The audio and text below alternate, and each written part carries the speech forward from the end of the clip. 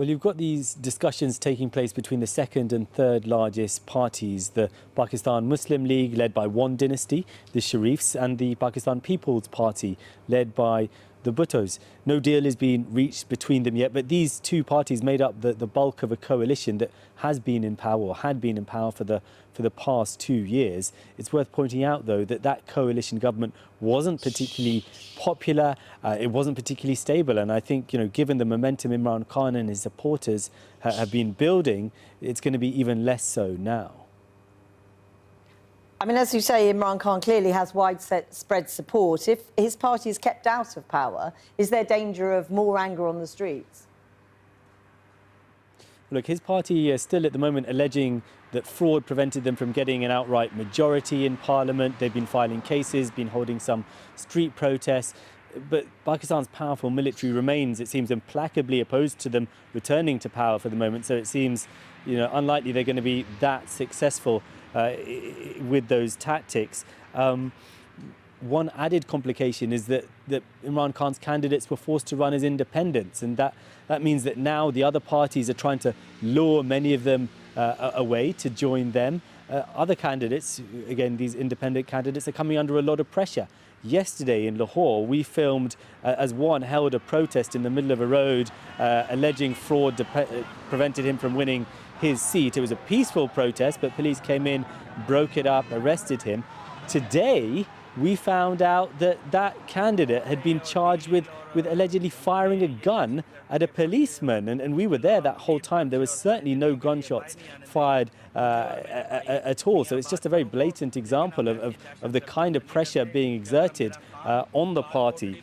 Could we see major street agitation now? Well, there is a lot of anger amongst Imran Khan's supporters, but there's also a great deal of fear and weary resignation as well. But what's really key, I think, about these elections is that what was once a taboo, open criticism of Pakistan's powerful military, its meddling in politics, that's now very much become the norm. Sikandar, thanks very much.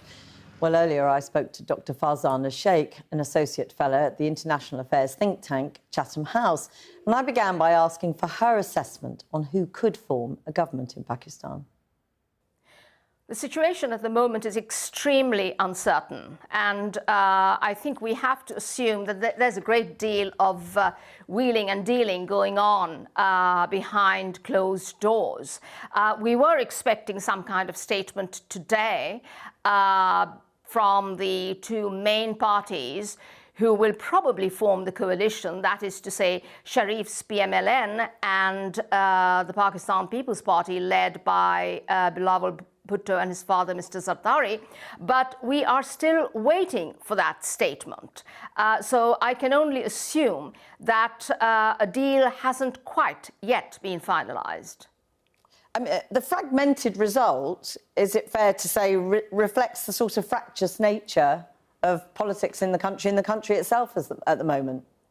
Absolutely. It's a deeply, deeply divided country, extremely polarised. And it is not at all surprising that, we've produced after these elections a fragmented mandate. And of course, this does not bode well for a country that is plunged in crisis, an economic crisis, of course, but there has also been a sharp deterioration in the security situation. Both these issues are going to need urgent attention. And, at the moment, with no government in place and with the possibility of a fragile, arguably unstable coalition in prospect, things are not looking very good at this point. And for ordinary people in Pakistan, for whom this is the most important, what is your assessment? You talk about a fragile coalition, a coalition that may struggle to hold. Can any coalition made up of the parties at the moment tackle the very real problems that Pakistan has?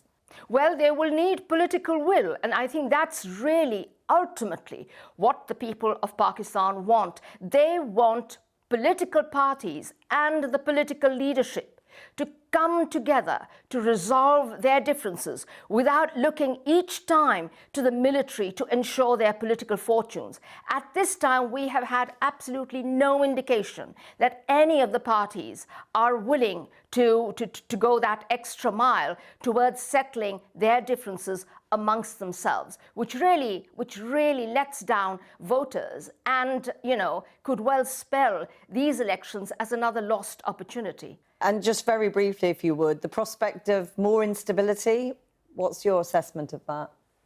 Very possibly. I mean, yesterday we had disturbances across some of Pakistan's major cities, disturbances and protests mounted by Khan's PTI, who have questioned these elections as rigged, who have claimed that these elections were stolen, that they won many more seats than they have actually been allocated.